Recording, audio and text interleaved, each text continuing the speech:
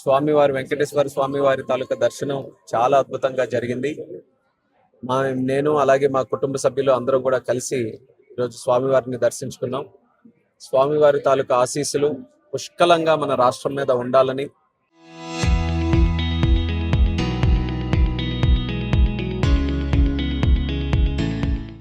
ఒక పక్కన దేశాభివృద్ధి అలాగే రాష్ట్ర అభివృద్ధిలో కష్టపడుతున్నటువంటి ప్రతి ఒక్క వ్యక్తికి కూడా ఆ భగవంతుడు ఆయురారోగ్యాలు శక్తి అన్ని కూడా ప్రసాదించాలని హృదయపూర్వకంగా కోరుకుంటున్నాను. ప్రస్తుతం వేసవి కాలం కాబట్టి ఎండలు కూడా ఎక్కువ ఉన్నాయి.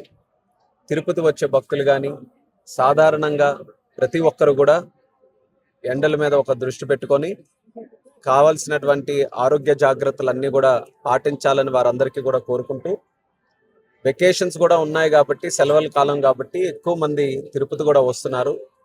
నేను దానికి ప్రత్యేకంగా ఈఓ గారికి, జేఓ గారికి, చైర్మన్ గారు, ఇక్కడ ఉన్న team members, TTD team members అందరికీ కూడా అభినందించాలనుకుంటున్నాను. ఎందుకనంటే రోజు రోజుకి ఒత్తిడి పెరుగుతున్నా, భక్తుల తాలూకా తాకిడి పెరుగుతున్నా, ఏర్పాట్లలో మాత్రం ఎక్కడా లోటుపాట్లు లేకుండా, నిన్న నేను కాలినడకతో అలిపిరి నుంచి మెట్ల ద్వారా వచ్చిన తర్వాత చూశాను.